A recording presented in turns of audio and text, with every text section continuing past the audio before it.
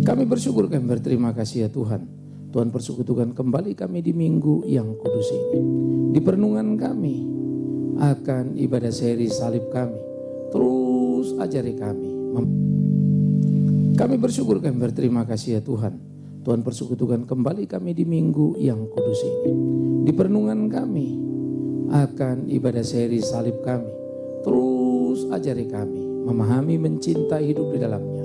Tak hanya sekedar mengetahui, sehingga hidup kami sungguh nyata perubahan karya kuasa salib yang terus menuntun di dalam seluruh kehidupan.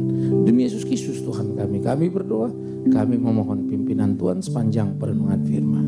Amin. Silakan duduk saudaraku yang kekasih. Baik saudara, hari ini kita akan berbicara tentang 7 kemenangan di atas salib. Bagaimana kemenangan atas kemiskinan? Apa sebetulnya yang dibicarakan Alkitab ketika Alkitab membicarakan soal kemiskinan? Menjadi sangat menarik karena memang perlu untuk kita jelajah dan kita pahami sehingga kita tidak mempunyai kesalahan konsep. Bagaimanapun pertumbuhan perkembangan daripada teologi sukses adalah kurangnya pemahaman terhadap makna kata kaya maupun miskin dalam PL maupun PB. Sehingga saudara ada satu kesalahfatalan mengakibatkan gereja melenceng di dalam perjalanannya. Nah saudara-saudara, kalau Anda orang Kristen lalu katanya orang Kristen pasti kaya, maka saya kira misionari paling susah kali ya. Karena mereka pergi ke daerah, pergi ke pedalaman, lalu bagaimana mau hidup kaya? Ya, nanti sesudah ibadah kita akan mendengarkan satu sharing juga dari Pak Jeff nanti ya. Pastor Jeff ini datang dari Amerika, ya, lalu pelayanannya Jawa Timur, lama di Madura. Ya, dia lebih lama dari saya sendiri nggak tahu Madura, taunya cuma sampai Surabaya. Nah saudara-saudara, banyak aspek yang memang kita mesti lihat di dalam semangat kita mengemban tugas pelayanan kita. Mereka-mereka yang melayani misi di pedalaman, Papua, Kalimantan, seperti apa hidupnya? Apakah saudara akan berkata mereka tidak diberkati? Saya pikir perlu satu kehati-hatian.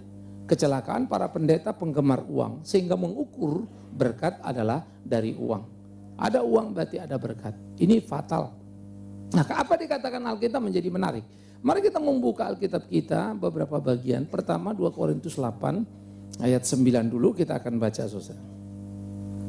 2 Korintus 8 ayat 9 lalu saudara batasi 2 Korintus 6 ayat 10. Kalau saudara sudah menemukan 2 Korintus pasal yang ke-8 ayat 9, kita akan membaca bersama-sama bagian ini, lalu siapkan 2 Korintus 6 ayat yang ke-10. Kita baca dulu 2 Korintus 8 ayat 9. 1, ya.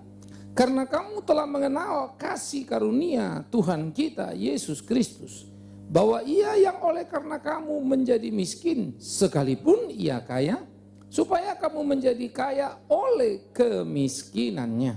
Lalu di dalam 2 Korintus pasal yang ke-6 ayat yang ke-10. 1, iya. Sebagai orang berduka cita namun senantiasa bersuka cita. Sebagai orang miskin namun memperkaya banyak orang. Sebagai orang tak bermilik sekalipun kami memiliki segala sesuatu. Istilah miskin dalam PL maupun PB sebetulnya mengacu kepada dua aspek, ekonomi dan spiritual. Hanya saja memang di dalam PL, di dalam situasi di mana penebusan Kristus belum nyata, karena kasih karunia masih menunjuk kepada salib nantinya. Maka di dalam PL ukuran-ukuran seringkali berkat adalah kekayaan orang kaya, orang yang diberkati.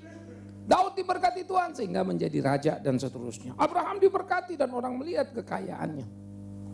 Namun sebetulnya di sisi lain Alkitab menyorot begitu tajam. Bagaimana kehidupan Abraham adalah kaya di dalam pemahamannya akan Tuhan, pengenalannya akan Tuhan.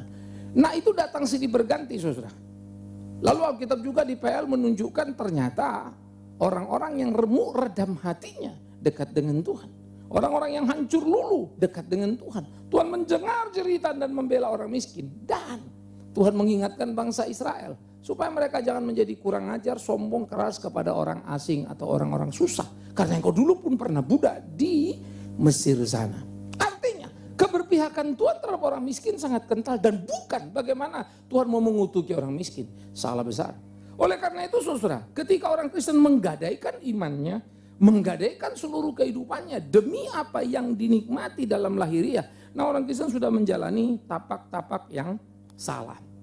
Nah, kemudian di PB nuansa spiritual jauh lebih banyak daripada di PL. PL itu masih ada nuansa ekonominya. Begitu di PL, di PB melompat. Buat apa kau kaya tapi kehilangan kerajaan sorga? Punya semuanya tapi tidak ada apa-apanya. Wah, gegap gempitanya sudah menjadi berat setengah mati, susah. Lalu dia juga mengatakan orang kaya lebih susah masuk onta lebih mudah masuk lubang jarum daripada orang kaya masuk surga. Waduh, ini kayak nggak ada harapan aja orang kaya begitu ya. Apakah Yesus antipati pada kekayaan? Tidak juga. Tapi Yesus mau mengingatkan supaya seluruh paradigma salah tadi dibersihkan. Paradigma PL tadi dibereskan. Karena Yusuf Arimatea yang memberikan propertinya untuk Yesus adalah orang yang cukup kaya. Kalau nggak kaya bagaimana dia punya properti, bukan?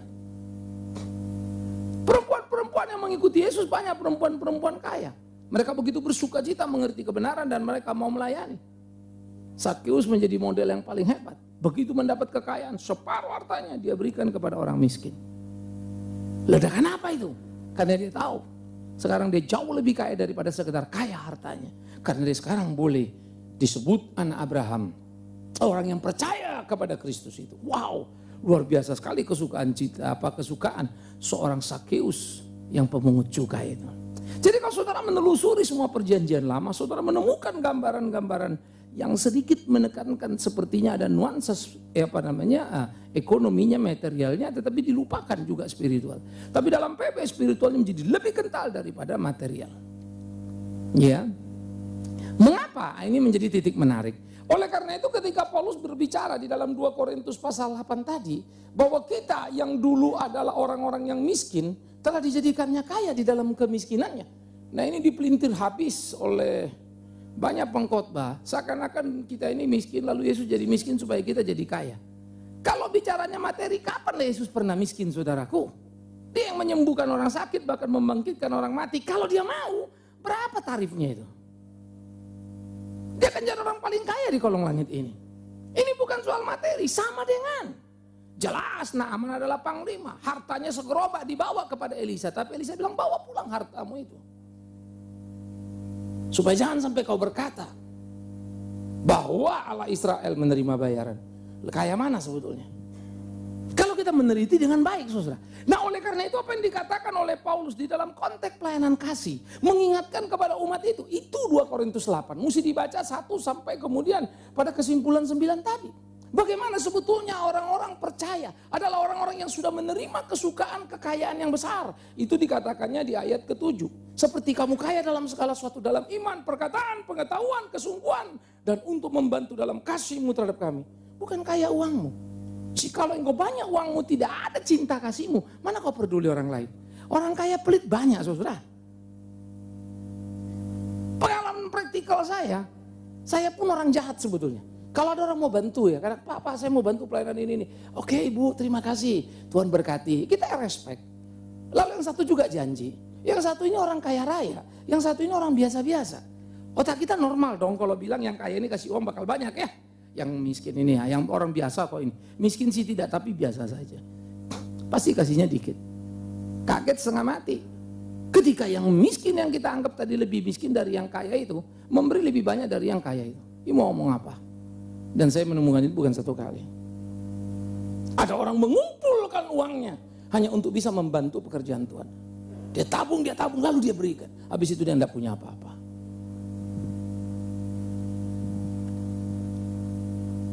Kisah Mary dalam pendistribusian Alkitab adalah kisah anak yang dengan teliti terus bekerja mengumpulkan uang hari demi hari, minggu demi minggu, bulan demi bulan hanya untuk punya satu Alkitab. Itu hanya menginspirasi munculnya lembaga percetakan dan pendistribusian Alkitab. Wow, bukan pendeta. Dan saya menemukan banyak sekali kekayaan pada umat itu. Terlalu banyak kemiskinan pada pendeta. Karena rajin mengumpulkan uang, malas mendistribusikan. Demi mengejar status. Miris juga ya. Kadang-kadang dunia ini memang jalan terbalik, saudara. Nah, oleh karena itu apa yang dikatakan di dalam bagian ini? Bahwa kamu yang sudah kaya dalam segala aspek tadi. Oleh karena apa? Kristus yang mati di atas kayu salib. Kalau dia tidak mati, menyatakan kasih karunia menebusmu, bagaimana engkau bisa beriman? Bagaimana engkau bisa merasakan kesukaan. Kesukaan Kristus yang menebus kita lebih dari apapun. Membuat kita begitu bergairah, begitu kuat. Salib membuat kita terikat ketat kepada dia. Mengalami kesukaan besar. Sehingga kemiskinan tidak lagi pernah mampu menindas. Sebaliknya kesukaan menindas kemiskinan itu. Saya kaya di dalam dia. Mati pun aku siap. Sehingga hidup Kristus, mati keuntungan. Jangan miskin-miskin, tidak problem. Cinta kasih kepada Allah jauh lebih besar. Dia bisa memberikan persembahan. Nah oleh karena itu saudara, penebusan Kristus di atas kayu salib lah yang membuat kita orang berdosa.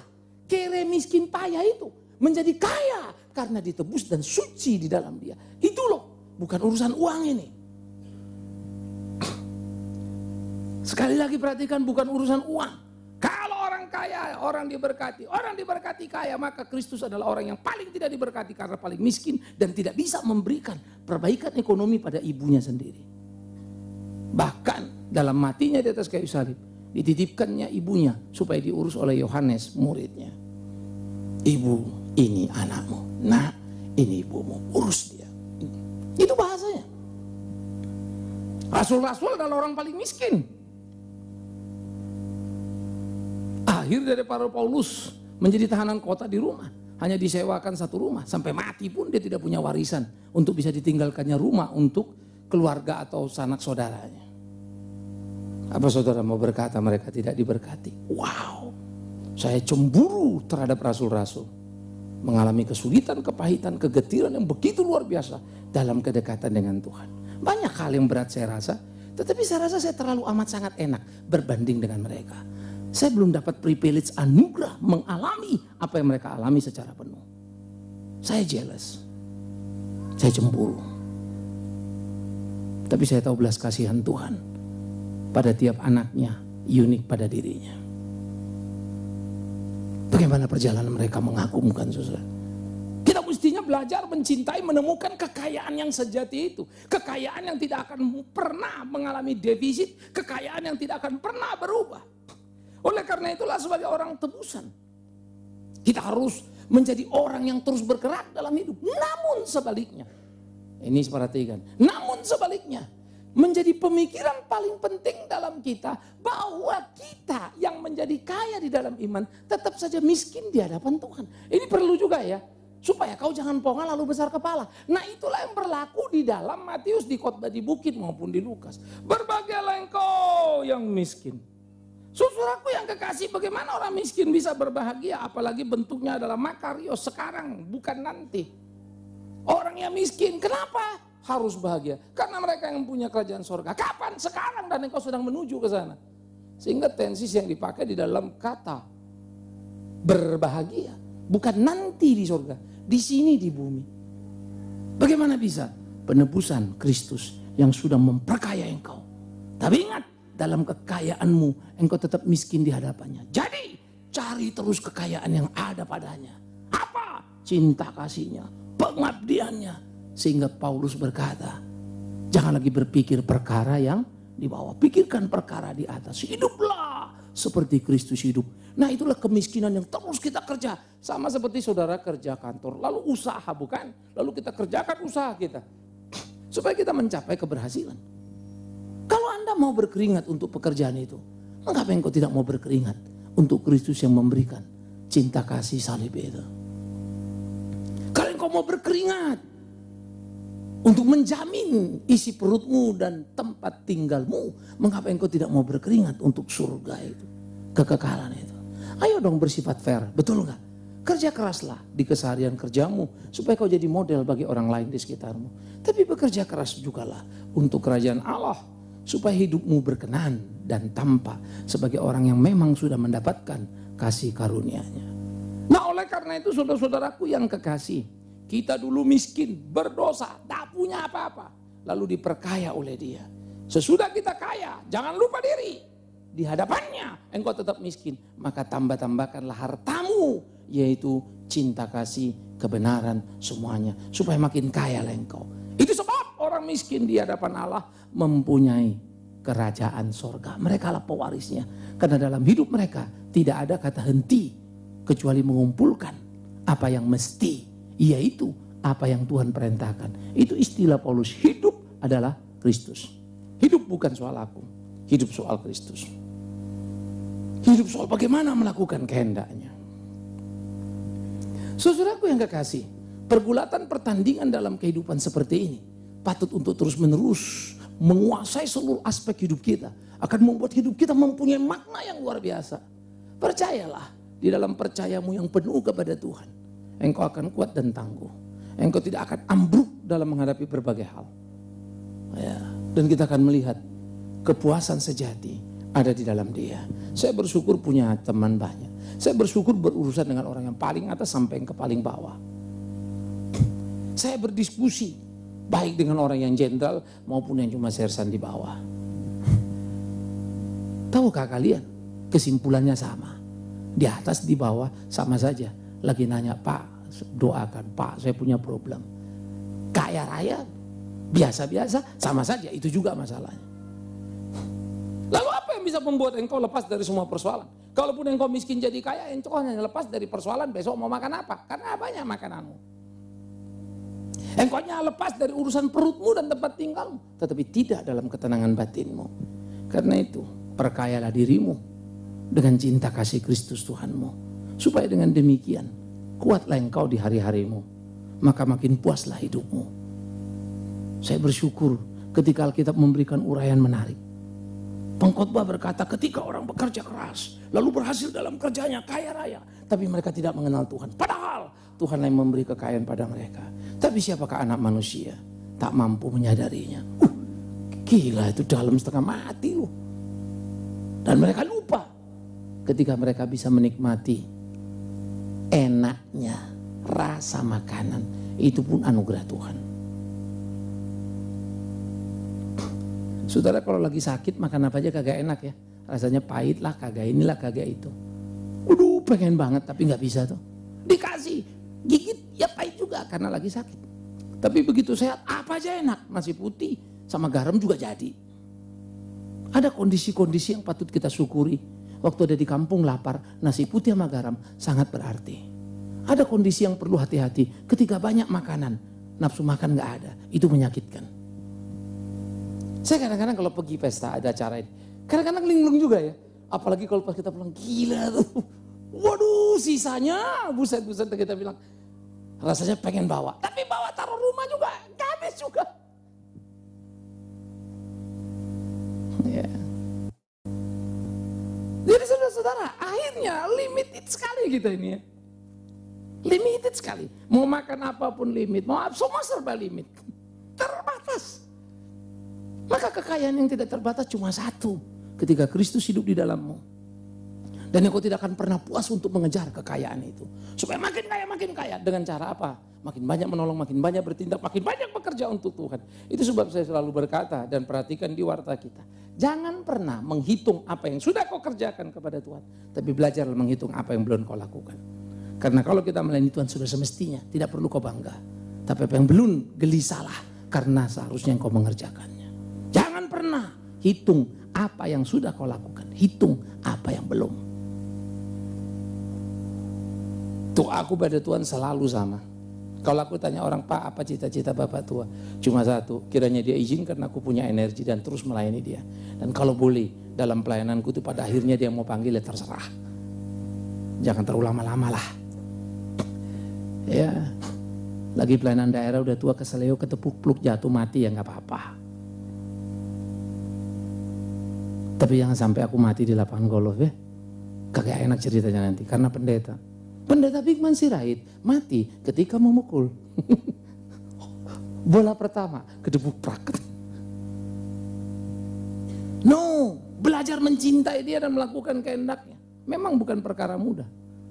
Karena omong kosong kalau saya tidak punya ingin ini, ingin itu. Pasti ada. Dan itu selalu mengganggu pikiran. Tapi berjuang, itulah kehidupan orang percaya. Oleh karena itu saudara-saudara,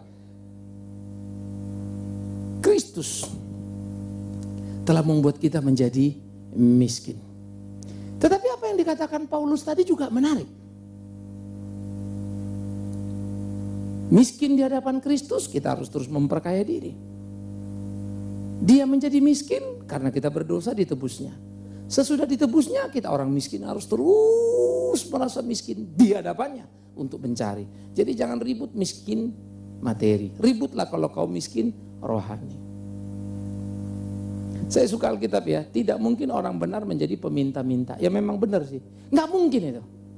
Ada orang bilang mungkin Pak, buktinya si anu sini. Perhatikan, kalau kau orang benar pasti kau orang rajin. Kalau kau orang rajin pasti kau orang pinter. Ya, mungkin kau tidak jadi manajer tapi kau office boy yang pinter.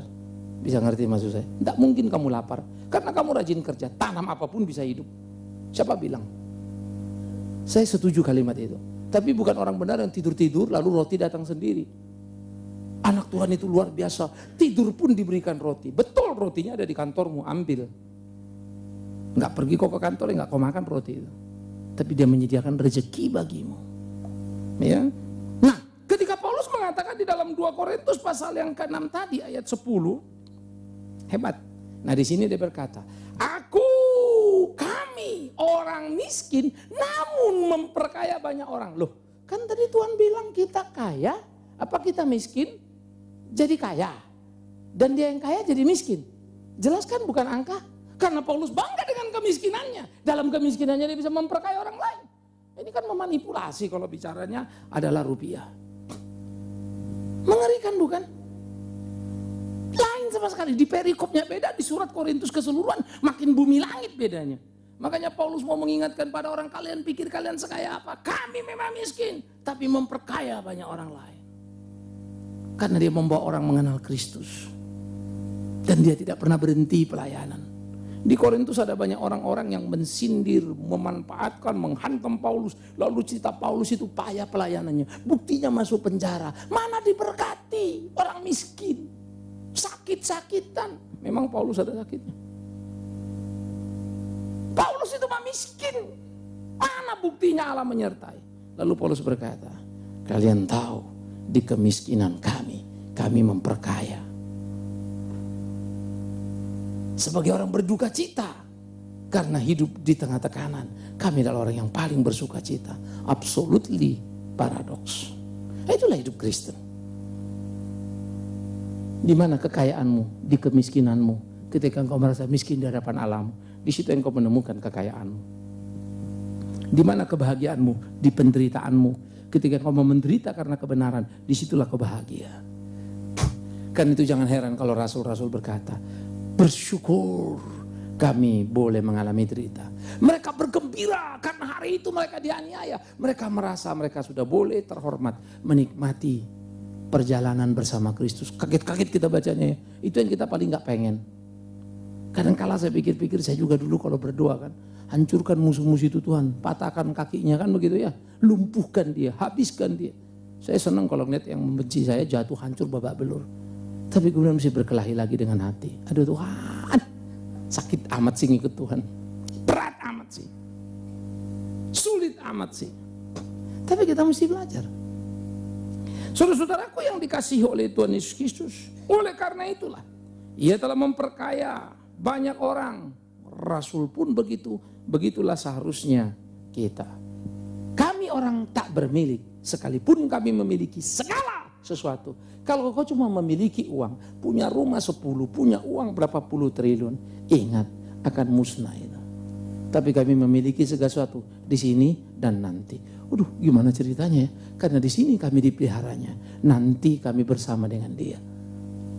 Hei kau yang kaya-kaya, kau lupa Tuhanmu, di sini kau kaya raya, nanti di sana kau akan dihukumnya. Dan jangan lupa, ketika kau di sini kaya raya, itu pun karena kemurahannya. Waduh. Bukan dia tidak berdaya untuk menghabisi orang kaya di dunia ini. Tapi dia mau orang kaya menjadi penggoda bagi orang-orang yang setia. Wih, bingungnya. Karena terlalu banyak orang jatuh karena hal itu. Nah saudara-saudara, hati-hati. Oleh karena itu menjadi amat sangat jelas betapa salib Kristus telah mengubah nilai kaya dan miskin. Salib Kristus telah mengubah nilai bahagia dan tidak bahagia. Sehingga kita tidak terjebak lagi pada perangkap ekonomi, tapi spiritual. Kenapa dulu Yesus mengangkat seorang seperti Daniel, Sadrak, Meshak, Abednego berkarya di Babel? Kenapa Kristus mengangkat seorang Yusuf yang dibuang jadi budak lalu menjadi punggawa penting di Mesir? Kenapa cerita itu di PB nggak nongol ya? Yang ada rasul-rasul dipanggil ikut Yesus babak belur hidupnya. Secara basically. Beda bumi langit loh. Lain sekali saudara.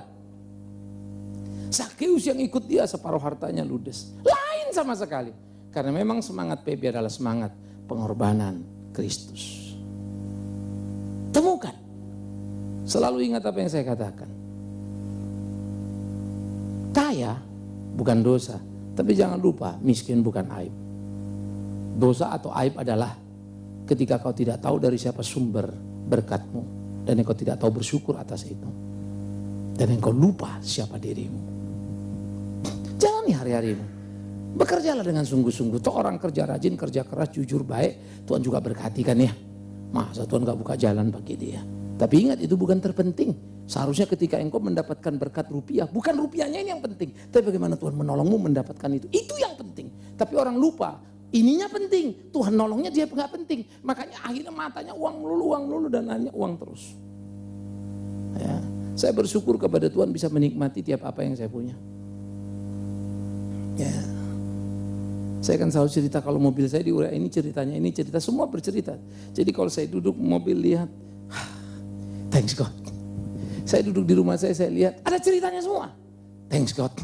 Baru saya makin ngerti, gak penting rumah itu sebetulnya, gak penting mobil itu, tapi penting bagaimana Tuhan menolong aku menikmati. Sehingga aku tahu, Tuhan tidak pernah meninggalkan aku. Sehingga kalau lagi kesel, jengkel, ada gini, ada gitu, sudah gak kendor, lalu pikir lagi, malu, aduh ampuni aku Tuhan. Kenapa ya? Bangun lagi. Saya makin ngerti menikmati persekutuan itu dengan Tuhan. Sehingga tidak terikat pada apa yang kita miliki. Jalani itu sebagai fasilitas hanya untuk melengkapi apa yang mesti kita kerjakan. Kemenangan atas kemiskinan.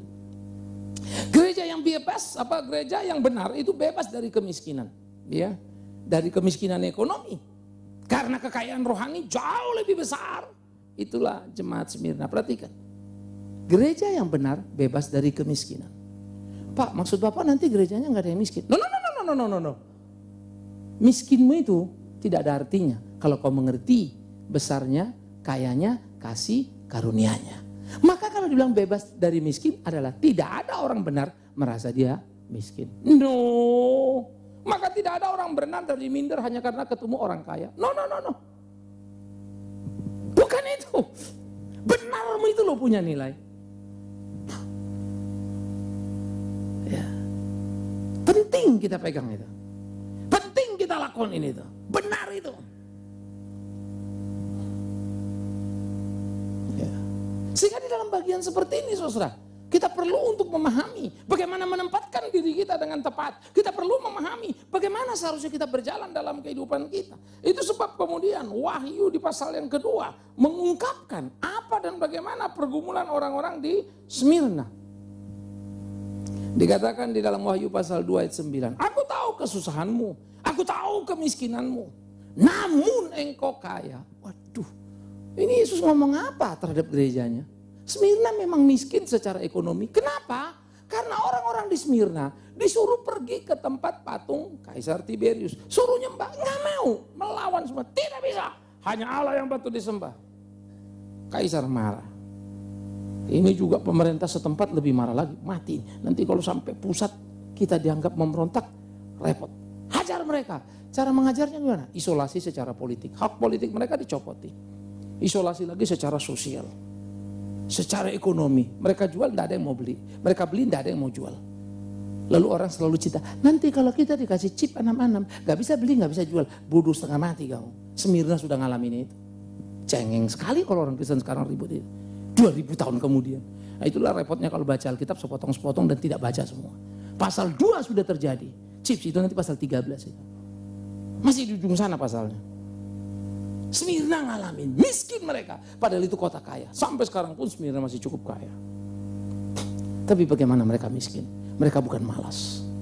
No, mereka bukan bodoh. Tapi mereka ditekan. Hak politik dicopot. Hak sosial mereka dihabisi. Tapi Tuhan Yesus bilang apa pada gereja Smyrna? Namun engkau kaya. Ingat, gereja bebas dari kemiskinan. Orang yang miskin dan hanya menggerutu miskin itu orang kurang beriman. Maafkan saya. Kalian boleh pulang dan mikir sendiri. Bapak jangan gitu dong Pak, siapa sih yang gak susah miskin, siapa sih ini. Sekarang ku kasih tahu kau, siapa sih yang gak bahagia kalau Kristus dekat hatinya. Lalu kuat mana pengaruh kemiskinanmu yang membuat kau sulit untuk menikmati ini dan itu dengan cinta kasih Tuhan dalam hidupmu. Ayo, besar mana? Berani kau bilang besar pengaruh dari kemiskinan? Itu pertanda yang kau tidak kaya dalam keimanan, bukan? Karena itu perkayalah imanmu. Janda miskin itu tidak cengeng, dia tetap memberi. Bagi saya kalimat itu menampar kita banyak sekali. Kemenangan karya salib itu luar biasa. Cinta kasih yang berkobar-kobar dalam batinnya membuat dia memberi. Wow, hebat sekali ya. Sementara imam-imam dengan jubah mewahnya hanya tahu meminta perpuluhan kasih, kalau enggak kau mencuri uang Tuhan. Semua ditakut-takuti supaya nyetor. Lalu imam itu muncul dengan luar biasa, makan dengan rakusnya. Mereka memperkaya dirinya sampai Yesus mencungkir balikkan meja-meja penukaran uang yang ada di bait Allah. Kristus murka terhadap para imam. Nah, jadi saudara-saudara, kita adalah orang yang diperkaya oleh cinta kasihnya jauh lebih besar dari kemiskinan apapun. Itu sebab gereja bebas dari kemiskinan tidak sama dengan semua orang ke gereja kaya raya. Bukan, gak ada itu. Kami memang miskin tapi memperkaya banyak orang, itu kalimat Paulus. Yesus berkata kepada gereja di Smyrna, aku tahu kemiskinanmu, tapi engkau kaya. Waduh, saya pikir kita mesti melompat ke sana, saudara. Ya, kita harus berani ke sana. Saya tiap kali pergi ke daerah, kalau pulang itu udah semangatnya berkobar-kobar. Tapi kadang-kadang saya juga sadar tuh, sebulan, 2 bulan, 3 bulan lalu kegiatan ini itu kadang-kadang mengendur lagi kita. Saya berasa, loh, aduh Tuhan, ini kacau nih, doa lagi. Ya, berapa kuatnya daya tarik dunia. Begitulah orang miskin ini, lalu lihatnya dunia melulu, terhukumlah dia. Orang punya aku ndak, orang bisa aku ndak. Wah, itu terus yang dipikirinnya. Lupa dia cinta kasih Tuhannya. Tapi orang yang benar jalannya, selalu diingatnya cinta kasih Tuhannya. Masa kecil itu, masalah kecil itu buat dia. Wow, ayo kita berposisi yang tepat, menang atas kemiskinan itu. Oleh karena itu saudara-saudara yang kekasih, sebaliknya dengan mereka jemaat Laodikia dalam Wahyu pasal 3 digambarkan menarik. Dalam Wahyu pasal 3 ayat yang ke-17 ini penting untuk kita pikirkan. Hei orang-orang di Laodikia, karena engkau berkata 3:17, aku kaya dan aku telah memperkayakan diriku dan aku tidak kekurangan apa-apa. Dan karena engkau tidak tahu, engkau melarat, engkau malang, engkau miskin, engkau buta, engkau telanjang. Jemaat Laodikia memang jemaat kaya. Wall hitam sangat terkenal di sana. Tampaknya orang Kristen itu begitu luar biasa bisnisnya. Sehingga gereja Laodikia mau bikin KKR, mau bikin konser, bikin apa saja. Jempolan. Karena berhasil semua. Hebat. Dia bisa datangkan banyak orang. Karena dia punya banyak uang. Bikin rame gampang. Saya bisa undang kawan saya ke sini. Lalu saya bilang, kasih tahu di kantor ya, lu yang khotbah. Semua stafnya juga hadir situ. Yang perlu bisnis sama dia, kalau saya kasih tahu juga akan datang semua. Kontraktor giliran situ. Tapi mau ketemu dia. Karena katanya ketemu pengusaha kalau di gereja mendadak baik semuanya. Jadi enaknya di gereja aja lebih bicarain kontrak. Biar mulus. Bisa saya gitu. Tapi mereka cari Tuhan. No. Mereka pasti cari pengusaha besar ini. Bukan Tuhannya. Karena itu carilah Tuhan. Bukan orang. Laodikia rasa hebat. Tapi Tuhan bilang apa? Kau miskin, buta, telanjang. Sayang kau tidak tahu dirimu. Tapi memang mereka kaya materi loh. Bisnis solita membuat mereka kaya raya luar biasa. Nah, itu Laodikia. Saya paling suka kalau pergi lalu belajar betul-betul memahami teologi. Lalu melihat geografis itu menyenangkan setengah mati. Kau pikir ya Tuhan. Hebat loh. Saya makin hari makin menyadari betapa khotbah di Alkitab ini, surat-surat ini semua sangat membumi. Kalau kita tahu konteks lokasinya. Benar juga ya. Hebat sekali loh. Hebat, hebat, hebat. Ya, tepatnya setengah mati. Baru saya pikir-pikir, iya orang zaman itu pasti sangat mudah mengerti ini. Hanya sayang mereka memang tidak mau mendengar dan menutup hati. Itulah yang membuat orang tidak tahu. Dan bukan karena kebodohan. Kemenangan salib atas kemiskinan adalah kemerdekaan dan jadi kemenangan besar. Saya kasih contoh, jangan bilang miskin. Saudara, sejujur-jujurnya kalau kita di dalam Tuhan, Tuhan bilang, kalau kau percaya pada aku, berarti kita dosanya ditebus ya. Kalau percaya pada Yesus, kita masuk surga enggak? Masuk ya. Saudara yakin enggak surga lebih bagus dari dunia ini? Halo? Yakin. Saudara pengen enggak ke surga itu? Pasti pengen sekali. Apalagi kalau kita ngeliat hidup sehari-hari ya. Apalagi kalau pas patah hati, pasti rasanya ambillah aku Tuhan, kan begitu kan? Ya, lagi problem berat itu paling enak doanya, Tuhan ambillah aku. Ya, tapi kalau lagi senang-senang sih biasanya Tuhan kalau boleh tunda ya. Tapi bukan juga nggak mau, pengen tetap. Tapi sejujur-jujurnya lah, ketika jalan hari hidup ini, makin dekat sorga artinya dekat kematian. Tetap aja kita ketakutan. Sebetulnya cinta kita itu berapa sih? Iya. Kalau kita merdeka, mestinya kan mati nggak takut. Nah kalau mati nggak takut, hidup juga kan mestinya nggak perlu takut apa-apa kan? Ngapain kau takut miskin? Oh mati aja kau nggak takut kok. Kok miskin takut? Lucu sekali. Tapi nyatanya kan begini Pak, kita kan masih manusia. Pengakuan itu yang menarik ya, kita kan masih manusia. Yang bilang kau robot siapa? Pertanyaannya kau manusia apa? Manusia kenal Kristus apa bukan? Itu persoalannya. Kalau kau bilang manusia kenal Kristus, iya kenal Kristus, tapi kan nggak bisa Pak. Ya kau tanya Rasul itu, kenapa mereka bisa? Baca Alkitab itu, jelas kok. Jadi lebih bagus kau marahi dirimu, jangan kau marahi lingkunganmu. Habis saya kan nggak kaya, habiskan saya. Kenapa kau marahin itu? Marahi dirimu. Kenapa aku nggak seperti mereka? Mereka itu kan fakta, mereka itu sejarah. Mereka itu bukan dongeng. Iya kan saudara-saudara ya? Nah oleh karena itu saudara, kemenangan atas kemiskinan adalah kemenangan yang melampaui. Yang membuat nilai berubah total dalam hidup ini. Kalau orang Kristen bisa bahagia di penderitaan, apalah sulitnya kaya di kemiskinan. Wah, saya jealous pada Rasul itu. Gila, hebat, pengen. Kiranya Tuhan terus memampukan aku melangkah ke sana. Kita akan kemenangan atas kemiskinan, karena itu tidak ada lagi. Ya, kita harus belajar, tidak lagi menjadi umat pecinta materi. Yang rela diperbudak demi materi itu. Apalagi engkau menjadi raja tega yang menghalalkan segala cara demi mempercepat hasil usaha. Demi Tuhan yang hidup. Bergeraklah cepat, tapi bukan berusaha dapat hasil cepat. Itu dua hal yang berbeda ya. Bekerja itu cepat, tapi kadang-kadang hasilnya Tuhan juga kasih lama. Tidak mengapa. Kalau itu rezeki yang Tuhan sediakan untuk kau, tidak ada yang bisa rampok itu. Ya, tapi bersifat disiplin tegas. A untuk A, B untuk B. Tegakkan hukum yang benar. Saya suka Alkitab. Jangan jadi orang Kristen yang konyol. Paulus itu hebat, penuh cinta kasih, mengabdi tidak hitung-hitungan uang. Tapi dia menggugat ketika dia sebagai orang Roma dihukum cambuk. Saya warga negara Roma, kenapa dicambuk? Wah sampai stres itu pemerintah daerah. Salah, eksekusi. Tapi kesadaran hukumnya, kesadaran politik, kesadaran, waduh sosialnya, keren. Nah itulah orang Kristen. Jadi dia itu tidak punya uang bukan karena bodoh tolol gak bisa kerja, bukan kan? Karena memang bukan pilihannya. Bisa nangkap ya? Kalau imam lebih kaya lalu rasul lebih miskin, bukan karena rasul tidak bisa seperti imam itu, tapi itu bukan pilihan mereka. Mereka gak terpanggil untuk ngumpulin uang itu loh. Kalau mau mereka bisa kok. Orang cerdas. Oleh karena itu jangan lagi menjadi pecinta materi yang rela diperbudak. Ingat, kaya bukan dosa.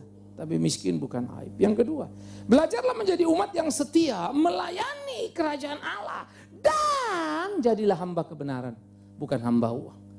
Semua akan ditambahkan Tuhan. Saya suka Alkitab, cari dahulu kerajaan Allah dan kebenaran. Semua akan ditambahkan padamu. Tidak ada dibilang carilah rezekinya sebanyak-banyaknya. No.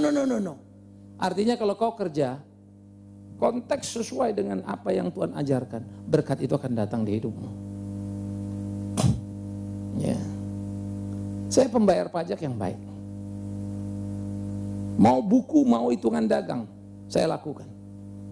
Jadi waktu saya mau bayar, satu konsultan akuntan yang hitungin. Pak, lu segini aja, you kan pendeta. Memang sih kalau hitung gaji itu memang segitu begitu. Tetapi saya rasa saya juga dapat berkat banyak dari sana sini, udah taruhlah. Tapi kan itu belum tentu dan bisa ada undang-undang pajak. Itu adalah pendapatan tidak kena pajak. Ya. Masuk di dalam rumusan itu Pak, nggak apa-apa. Rasanya saya punya tanggung jawab pada negara ini. Saya mau belajar mencintai negara ini bukan hanya dengan kalimatku. Bahwa pajak itu dipakai nggak bayar, saya urusan mereka. Tapi saya akan teriak untuk itu. Saudara, sesudah saya putuskan segini, naikin segini. Saya udah mau bayar selalu. Jadi rapi setengah mati tiap bulan terus dibayar. Orang kantor konsultan. Saya tinggal tiap tahun ambil rekap, lapor. Saya cuma pikirin Tuhan, thank you. Ya, banyak hal saya belajar. Ya. Oleh karena itu saudara-saudaraku, saya bisa melihat Tuhan tidak pernah terlambat tolong kita. Ya. Belajarlah menikmati apa yang ada. Saya tidak sekaya banyak pendeta yang lainnya. Bahkan yang lebih junior dari saya, yang sebetulnya jam terbang dan area covernya nggak selebar saya secara angka. Tapi kenapa rupiah dia lebih banyak dari saya? Karena saya mengerjakan banyak pelayanan yang keluar uang. Investasi waktu yang keluar uang. Tapi demi Tuhan yang hidup. Hidupku hari-hari menceritakan aku bukan orang miskin yang susah. Ya. Tuhan memperkaya aku dengan banyak kawanku. Cukup angkat telepon, pasti banyak yang bantu kalau saya susah. Tapi demi Tuhan yang hidup, Tuhan baik. Tidak perlu aku berteriak ke kiri ke kanan. Ia selalu menolongku dengan caranya. Masa ia tidak menolongmu? Saya percaya. Tapi tolong dong jangan. Enak apa Bigman, saya juga mau begitu. Nanti dulu jalan yang harus kau jalani. Ku tinggalkan bisnisku. Dan tidak ku taati sedikit pun. Ku tolak tawaran untuk aku jadi komisaris dalam beberapa perusahaan. Uang itu hilang. Bukan tidak menyesal hati. Kadang-kadang juga merasa bodoh, tolol, kan kau tidak minta. Apalagi kalau ada kebutuhan. Tapi demi Tuhan yang hidup, aku percaya Dia akan menolongku dan aku sudah lihat itu. Jalanlah, ambillah, jadilah di situ. Dan akhirnya, jangan lupa, ketika engkau menjalani kehendak Allah, engkau akan diberkatinya dengan caranya yang luar biasa, dengan salib.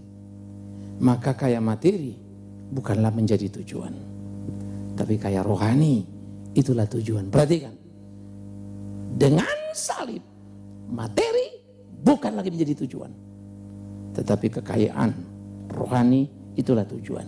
Tuhan akan tambah-tambahkan materi biar bisnis Tuhan lah itu.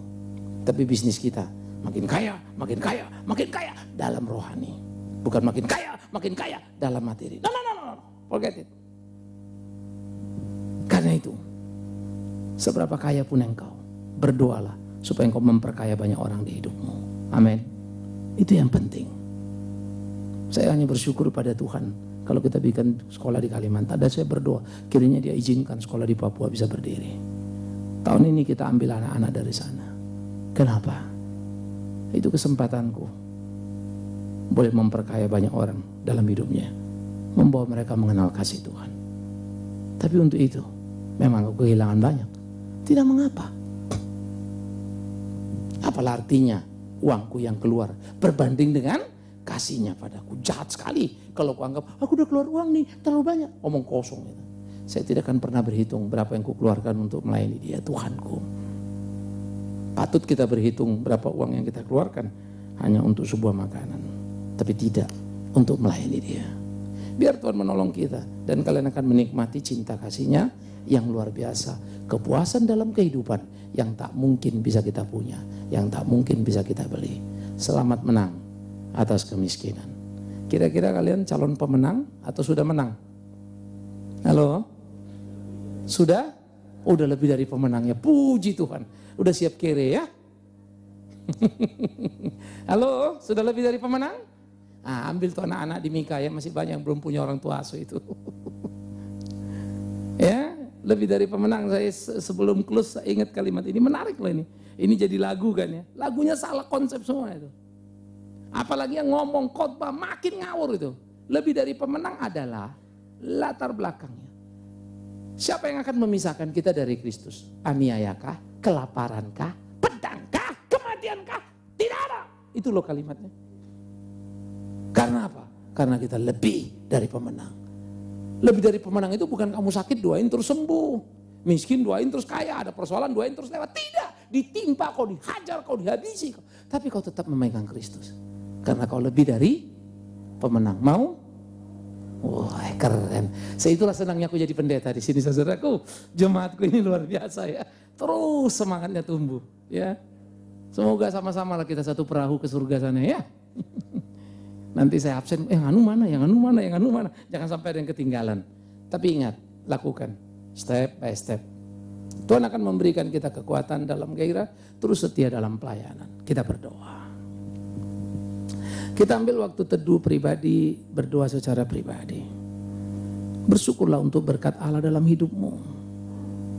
Bersyukurlah untuk kesempatan yang diberikannya padamu. Dan ingatlah, tidak ada kesempatan itu datang percuma.